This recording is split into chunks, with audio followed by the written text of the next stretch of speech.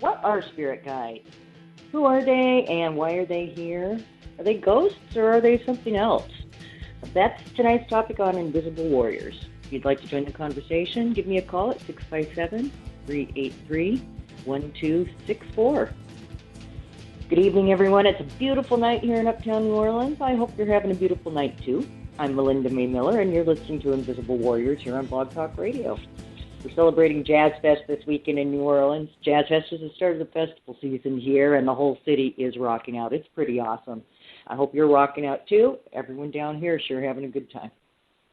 So for those of you who don't know me, I'm an international psychic medium. I currently live in New Orleans, Louisiana.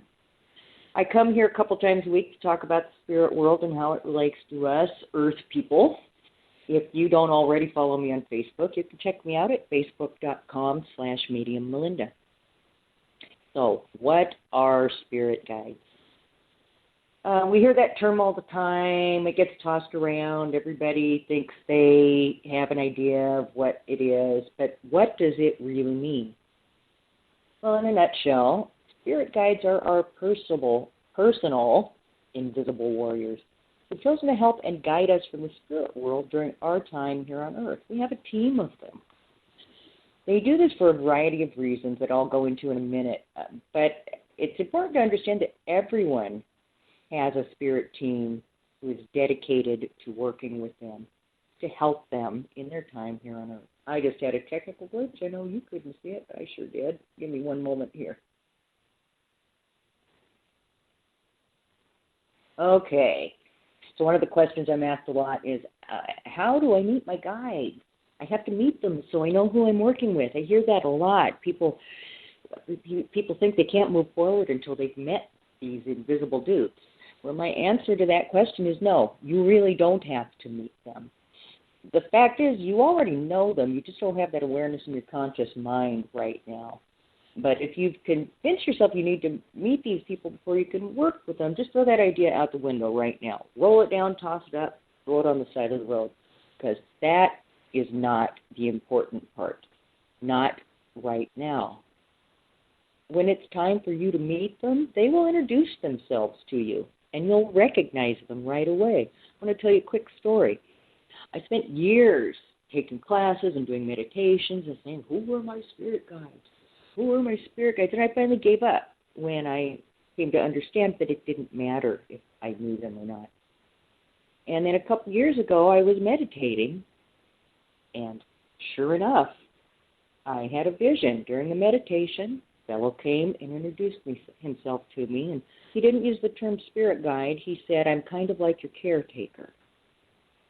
But I understood what that meant. And it was another year and a half after that before I even knew his name. So none of that had anything to do with whether I was able to work with him. Clearly, he was working with me prior to him ever introducing himself to me, and he was working with me very closely the whole time I didn't know his name. Now I know his name. He's around. He's with me right now. He's very proud of me, he's saying, for doing this show. Yeah, it's something that's pretty dear to his heart. Anyway, the point is, it doesn't matter. They work with you whether you know who they are or not. When the time is right, they will make sure it happens. So what kind of life entity is a spirit guide exactly? Well, for one thing, they're not your ancestors, or at least they usually aren't. I should clarify that. A lot of people get a communication from a relative who's passed or whatever, and they think, oh, that must be my spirit guide. But no, they're generally not our ancestors. Your ancestors are around you. They're your family. They're around you in spirit just like they're around you here on the earth plane. But that doesn't make them your spirit guides. Spirit guides are counselors from spirit. People have multiple guides throughout their lives. We usually have one or two or maybe three who are with us from birth. But we also have a rotating team of specialists who pop in and out during different times of our lives with to assist, depending on what we're going through. Because if you think about it, like a college student needs a very different kind of advice. Okay, so Blog Talk Radio cut me off, and then when I dialed in, when you dial in, you have to enter a PIN number so they know which show you're participating in. and it wouldn't take my PIN number, so I'm sorry about that. Wow, thanks, Blog Talk. I've been emailing their support staff all week about technical glitches, and I suspect they're working on their system right now. So I apologize. I hope you stuck with me. I don't know where I got cut off, but I'm going to just jump ahead to the next part of the notes I have here. You know, I was saying our spirit guides are here to give us guidance. And we have a team of them. We have a few who are with us from birth, and then we have a team who is with us that pops in and out depending on what's going on in our life. So that's the gist of how the spirit guides work with us. Now, what is their role in our life? Well, you know, in a nutshell, they're here to give us guidance. And a lot of people wonder why, if they're here to guide us, why do we have to go through so much BS? Why do we have to do that? I mean, why don't they give us the magic bullet? Well, it's not a complicated answer. The fact is they're here to guide us, not live our lives for us. If they gave us all the answers, how would we ever learn anything? When you think about it, that would be like a parent doing their child's homework. They can't, and they're not supposed to give us all the answers to the issues that we run into in life. That's just not the way it's supposed to work. The other side of that is they're only allowed to help us if we ask for their help. They want to help us, but their hands are tied until we put in our request. All they can do is step aside and watch. If you'd like to comment or you have a question, feel free to join the conversation by calling me at 657-383-1264. So how does this work exactly, this whole talking to the spirit guides thing? I know people tend to assign some mysticism to it, but it's not as complicated as people make it out to be. It's really not. We can ask them for our help, and that's the easy part. Ask for the help is the easy part. You just ask. You say, hey, you know, spirit guides, I need some help here. I'm really stuck. The more difficult part of the equation is understanding what the answer is when they respond, because they don't speak to most of us with a voice like you and I do. So it's important to pay close attention to the little things around you so you can identify the signals and signs they use to communicate with us in our world. They have to work with what they have access to, you see. And it's very difficult for them to, I mean, the reason we don't see them, the reason that we mostly don't hear their voices, things like that, is because we vibrate at different rates. Because as I've said in other episodes, we're all made of energy. They vibrate at a much higher frequency than we do, and it's very difficult for them to lower their vibration to be able to work with the physical part that we might normally recognize, just like it's very difficult for us to raise our vibration to their level the same way. So the way they communicate with us is through signs and symbolism. One of the most common ways that they give us messages is through number patterns. For instance, I'm sure this is a really, really common one. This whole article is written about this one, the number pattern 111 or 1111. And there's different, you could see different numbers in patterns or whatever. I'm using that one as an example because it's so common. And all of those different number groups do actually mean something. They are actually messages if you see it over and over and over and over and over. That's spirit trying to get you a message. So we don't have enough time to go into that right now in detail. But if you'd like more information, go Google Doreen Virtue Angel Numbers. She has written a whole book on that stuff, and it's quite interesting. Another number that pops up a lot is 420, and I'm not saying that just because the weed thing. Of course, we did have 420 this week, so that number was around a lot. But outside of that, 420 is a number that pops up a lot over and over and over for certain people, and it also is a very specific message. Every pattern of numbers is a very specific message. So if you find yourself, you've asked a question and you've asked for some guidance, and you suddenly find yourself seeing the numbers 332 everywhere you look. It's 332. There's a license plate, 332. You're going to 332 Main Street. That means something. Make a note of it. Look it up. That'll help give you some guidance. Another way a very common way that they communicate with us is through songs. For instance, you keep hearing the same song every time you get in your car and turn on the radio. That's a message. Think about the song. Think about what it means to your life. That's a real easy way. Basically, any kind of random, reoccurring pattern in your life can be a message. And one thing you can be sure of is that you'll know it when it comes. When you find yourself wondering, was that a message? That was probably a message. And if you find yourself wondering, was that a message, and then you get chills on your body, that is a confirmation that it was indeed a message for you, and you are understanding it correctly. Chills are how spirit give us confirmation that we're hearing the message loud and clear. That's why we get chills when we hear certain stories or we tell certain stories. It's a confirmation from spirit that we're with them and we're understanding and the communication is happening. Pay attention to those kinds of things. Those little things are a good way to reaffirm to yourself that things are really going on. Another thing I'm asked a lot is there a way to contact spirit guides directly without trying to decipher these esoteric messages or wondering, is that a message? Is that a message? Well, yeah, there is. There's lots of ways to communicate with them. Most of them come with some cautions that I need to go over first. The spirit world is not, it's only as dangerous as we make it. It's not dangerous per se, but unfortunately we have Hollywood and Parker Brothers now putting psychic tools into the Toys R Us stores without giving anyone proper instructions, and things like that do cause a huge problem. Of course, I'm talking about Ouija boards here. Before any kind of communication with spirit is attempted, it is absolutely imperative that you know how to protect yourself and your space from outside entities. I'm not trying to sound spooky or turn this into Ghost Stories 101, but there are a lot of what we in the psychic world call earthbound entities. They are floating around us, and they love to be heard if they're given a chance. Most of the time they're harmless. They're not necessarily always negative, but they do want us to know that they're around.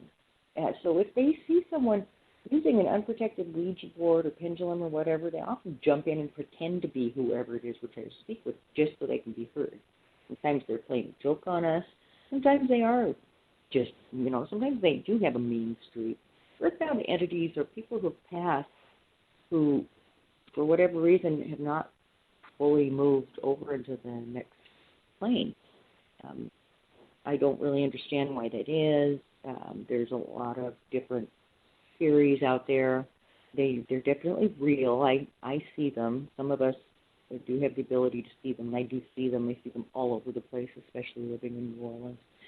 So anytime you're going to try and talk to spirit with a tool, such as a Ouija board or a pendulum, or even if you're going to do it through meditation, it's very important that you protect yourself. I want to illustrate this point because I grew up with Ouija boards, and really most of the time the entities who jump in and take over those things are just pulling harmless pranks. But I always had a Ouija board when I was a kid. Nobody told me anything about protection until I was in my 20s. I'd get that thing out with my friends and play with it, and I saw all kinds of books flying off shelves, curtains moving by themselves. It was just crazy. Now that I know about protection, of course, those things don't happen, and they won't happen to you either once you learn how to protect yourself. It's very simple. So this is how you protect yourself. Step one, no matter what kind of communication you're attempting, whether it's meditation, whether it's a pendulum, whether it's a Ouija board or dowsing rods or anything else. You're going to close your eyes, and you're going to picture a brilliant ball of white light floating above your head, the most beautiful, brilliant light you've ever seen. This is your divine source. This is what connects us to the divine source we all come from. I want you to see that light slowly coming down and touching your head and then beginning to funnel itself into your body until your whole body is filled with a brilliant white light. I want you to keep watching it and keep breathing steadily. and allow the light to begin expanding outside of your body until it has enveloped you in a protective egg of brilliant white light. Let it continue to expand until it fills the entire room. Then I want you can do this out loud or in your head, but I want you to say something like, only positive energy and entities are given permission to enter my protected space. That's all you have to do. Now you can get on with your communication. So, you've protected yourself. How are you going to communicate? Ouija boards sometimes work for spirit guide communication, and I think most people are familiar with what to do with a Ouija board, so I'm not going to get into that too much. But another thing that people do like to use is a pendulum. A pendulum is any object suspended from a string or a chain. You could buy ready-made pendulums with beautiful crystals on them or whatever. My mom used to use her wedding ring hung from a string. And you can even just use a necklace with a pendant on it. Anything that has a weighted object hanging from a chain or a string. It will swing when you hold the pendulum steady. The pendulum will swing one direction for yes and the other for no. For instance, it might swing up and down for yes and side to side for no, or vice versa. Each person has their own way of communicating, so you always have to check on that. You can also use number charts that are similar to a Ouija board layout to spell out messages with a pendulum. And you get on Google and do a search. Those are available free all over the internet. You can print one up and play around with the pendulum. And by the way, if you'd like to call in, if you have a question or comment, give me a call, 657-383-1264. Now, a much more advanced way to communicate with your spirit guides is meditation. If you're a regular practitioner of meditation, then I suggest that you dedicate 1 or 2 days a month to doing a deep trance meditation. Set aside a couple of hours when you're going to have some quiet time and really let yourself get into that zone. Use an eye mask and use some gongs in the background. Gongs have been scientifically proven to send your brain into the meditative state. Your brain starts stimulating the same electrical patterns that meditation has, so you get into a deeper zone faster. If you get on YouTube and search for gong baths, there's some great stuff out there. Put together a couple hours of good gong music, put it on in the background at a low volume, put on your eye mask, and give yourself about 2 solid hours to really get in there. You'll be amazed at the kind of communication that you can receive. But if you don't meditate, or you're not that advanced yet, or you're not comfortable with that, doing a deep trance meditation, go to YouTube and Google Lisa Beachy. Her last name is spelled Beechy. She has some excellent guided meditations in a variety of topics. So look for one that covers the area that you're working on, and set aside time to use it daily for a week or two. Just, every day, 20-minute guided meditation. Try to do it at the same time every day. And then set the intention that you're doing this for communication from your people, and they will come through, especially when it's a regular thing. That gives them a chance also to work with you and learn your language and help you learn theirs. That daily practice will help a lot. So now there are other ways, but I'm just trying to give you some ideas and give you an idea of how it works. So we've got that all the way. Let's talk about what our spirit guides are not. They're not our magic genies. They're not here to do our bidding or give us our 3 wishes. They're here to guide us if we ask for help. But they are not miracle workers. They're not going to give you a magic bullet like lottery numbers, or they're not going to drop a bag of cash in your front porch. That's not their purpose. That's not why they're here. And if you have a question, please call me, 657-383-1264. Only have about 8 minutes left, so if you have something you'd like to say, this is the time to do it. Okay. Your spirit guides are also not your psychic slaves. They are not above you. They are not below you. They are your equals in spirit. A spirit guide will never tell you to do something harmful to yourself or others. A spirit guide is never going to demand obedience, They're never going to give you any kind of direct orders or make threats against you if you don't, quote-unquote, obey them. That is not going to come from a spirit guide. They are here as our spiritual friends and spiritual counselors. Should be treated with respect, but they should never be worshipped or idolized. They are equals. They are not our betters. They just have a different job than we do. They have feelings, too, just like we do. Be nice. Use common courtesy. Say please and thank you, just like you do to the people here. Even though you can't see them, they're still your people. They're your invisible warriors. Be nice to them. Don't boss them around. Don't be rude. Be respectful. Just don't be worshipful. That puts you in want to bring up this point, that puts you in a very, very weird spot, and it puts them in a very weird spot. They're not here to be worshipped. They're here to be helped. Think of them like a high school guidance counselor. Would you worship that dude or gal? No, of course not. So same thing with spirit guides.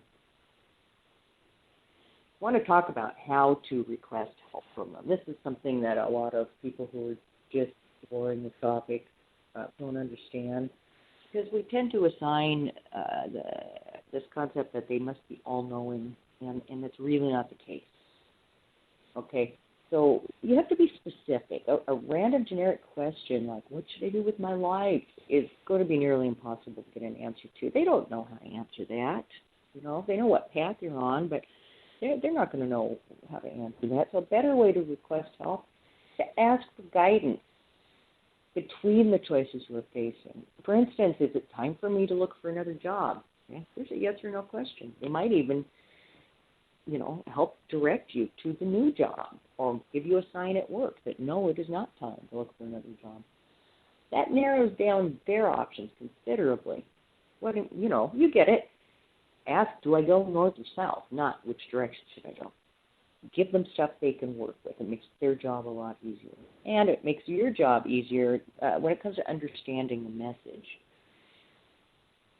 Okay, there's only 5 minutes left, so if you have a question or comment, let me know. Also, if you go to my website, you can email me if something occurs to you later. I'm always happy to answer questions.